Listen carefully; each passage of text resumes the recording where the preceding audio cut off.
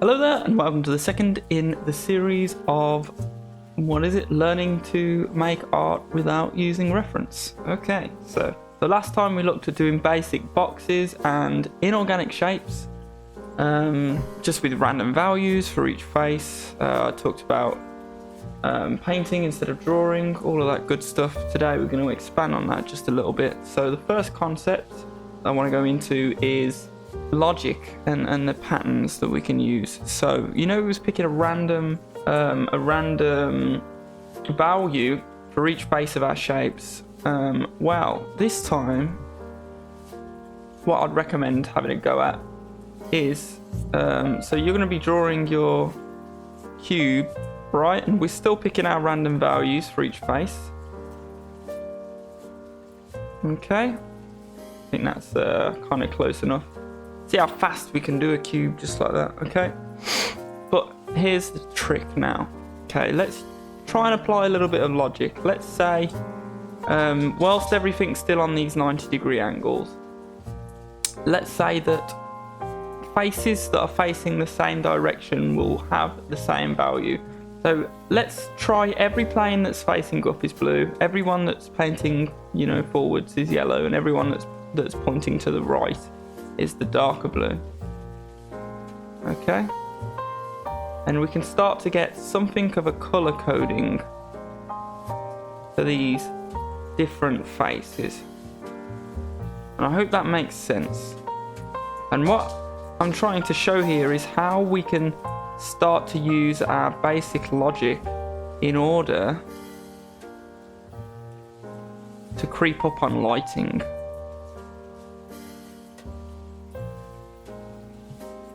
So that makes sense, right? Everything, and it might actually even make it somewhat easier to sculpt things in this way sometimes than picking the completely random values, because you've started to use an actual, language that makes sense. So you see how that works. But now, let's say I want to put a chamfer on this corner, which is just where you cut kind of a right angle out of it. Let's try doing that, and let's try picking somewhere between these two values in order to do that. Here's an easy way to get in between two values. Not always the best way, but you can glaze over and then color pick what you've glazed. And then you've got something that is roughly in between.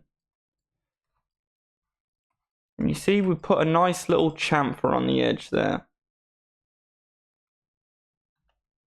I can chamfer that edge too. I can chamfer this edge.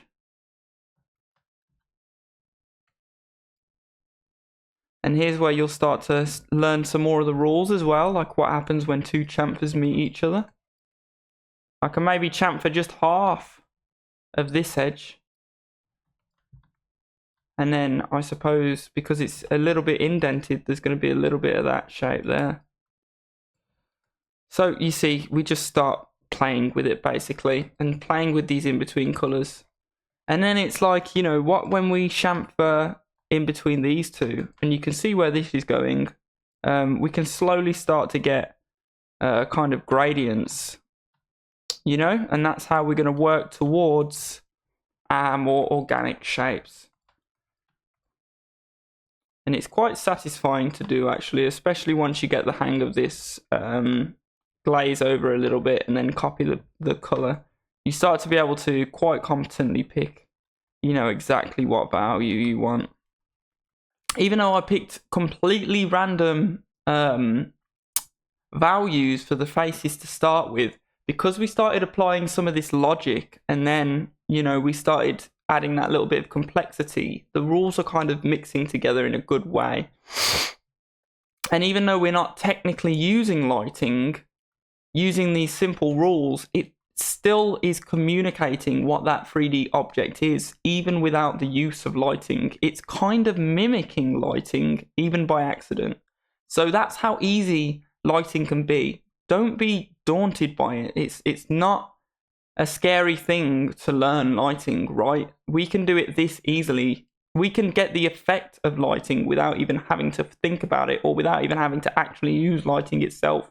This is how easy you can get it, almost by accident. And that's what I'm kind of trying to show here. How we can start applying just simple logic to build a language to communicate these 3D shapes even before we use lighting. Okay, so now let's add another rule. And this rule is going to be even a step further into the kind of lighting that we're slowly building up here. And this is wherever there's a tight corner, what we're going to do is just make it slightly darker, a darker seam. And that dark seam is going to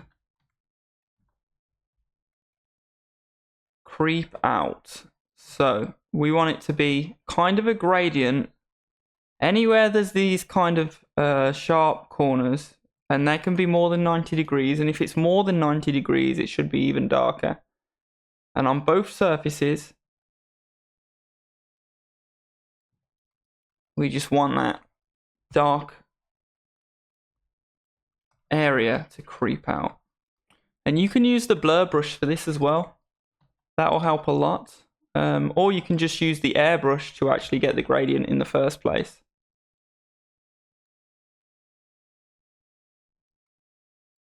Okay. So there you go. You see there's another little rule. And this one is different to the first one we was using, because this actually is something that we would see in actual lighting. So I'm just choosing black with no chroma, and I'm just making these connections a little bit darker. And that's another simple rule. And like I said, this one's a little bit further because this one is a little bit even more like actual lighting. Just that gradient. And this one is an actual gradient too. We can even, where you see on the edges like this, you can turn these into gradients, right? And make it into a true kind of fillet instead of, you know, many chamfers. Fillet being a rounded edge, and a chamfer being these kind of sharp cut edges. So the next thing I want to show you guys, and this is going to start going into more organic forms, is projecting a material ball onto a form. So if I make a material ball here, and that's just going to be a ball that shows our lighting and material. And we're just going to go in grayscale, back to grayscale now for this. Okay, so this ball, remember how when we was looking at this, each edge has a certain value depending on where it faces. And if it's facing in the middle of two values, it will be the value that's in the middle of them, right? Or it will be blurred. And the blurriness of that will depend on how fast it angles round. And that's the sort of thing, you know, practice with that for a little bit and figure out those rules. And after that, try this. Okay, so we want to make a material ball, and we're going to use the same kind of logic. So everything that's facing up, this is going to be a very simple material ball. Everything that's facing up is going to be the lighter values, getting lighter and lighter the more it faces up. And everything that faces down is going to be darker and darker values the more it faces down. You see how easy that is for me to make? I haven't even had to think about it in 3D for this ball. See, there's not even much, I'm not even really thinking much in 3D. This is purely graphical. Can bring the blur brush in a little bit. Boom, there you go. And remember, you see I'm playing with it a lot. You should probably too. Okay, so we've got a pretty nice material ball here. What we want to do now is project this material ball onto something else, some kind of organic form. And one of the most fun things, and I know just something that a lot of people are going to want to try this out with, is a face. So if I do just a basic face, Doesn't have to be incredible. Okay, so you see my very basic drawing of a face right there. It's very beautiful, I know. What we're going to do now is use the color selector, right? And we're just going to use the same logic, right? So the forehead, the planes on the forehead are facing up. Those are going to get the brighter parts. The planes on top of the eyes as well, those are facing up. This bottom lip here, that plane's facing up. You might even see on the chin where it sticks out a little bit. Obviously the nose sticking out loads, and plenty of that's facing up. The cheeks, they're going to be facing up a little bit. Okay, and then we're going to be thinking about, and I'm just grabbing again from the ball.